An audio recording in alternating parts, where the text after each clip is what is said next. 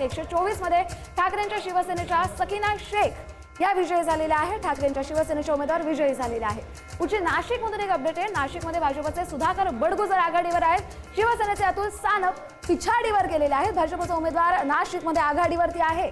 भाजपचे सुधाकर बडगुजर आघाडीवर आहेत आणि शिवसेनेचे अतुल सानप सध्या पिछाडीवर असल्याची बातमी समोर आहे।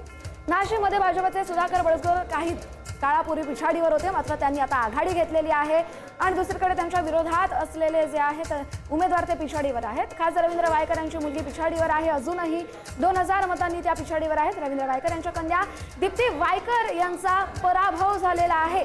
दीप्ती वायकर या रवींद्र वायकर यांच्या मुलगी आहेत आणि त्यांचा आता पराभव झालेला आहे। मुंबईमधल्या प्रभाग 208 मध्ये ठाकरेंच्या शिवसेनेचे रमाकांत रहाटे विजयी झालेले आहेत।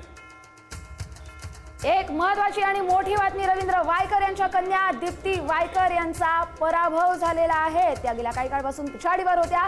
ठाकरेंच्या शिवसेनेच्या लोना रावत विजयी झालेल्या आहेत। अतिशय महत्त्वाची बातमी, रवींद्र वायकर यांच्या कन्या दीप्ती वायकर यांचा निवडणुकीमध्ये पराभव झालेला आहे। मुंबईमधले अपडेट पाहूया आपण। रवींद्र वायकर यांची मुलगी पिछाडीवरती पराभूत झालेली आहे। भाजपचे रोहिदास लोखंडे 207 प्रभाग क्रमांकामधून विजयी झालेले आहेत। 207 हा जो प्रभाग क्रमांक आहे मुंबईतला, त्यात भाजपचे उमेदवार रोहिदास लोखंडे यांचा विजय झालेला आहे। मुंबईमधले अपडेट। त्यानंतर वसई विरारमध्ये काय घडते पाहूया।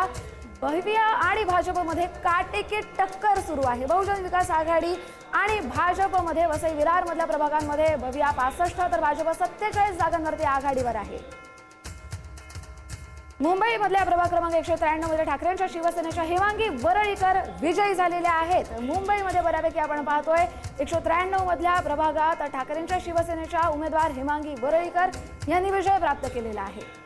प्रभाग क्रमांक 193 मधली ही बातमी, ठाकरेंच्या शिवसेनेच्या हेमांगी वरळीकर यांचा निवडणुकीमध्ये विजय झाला आहे।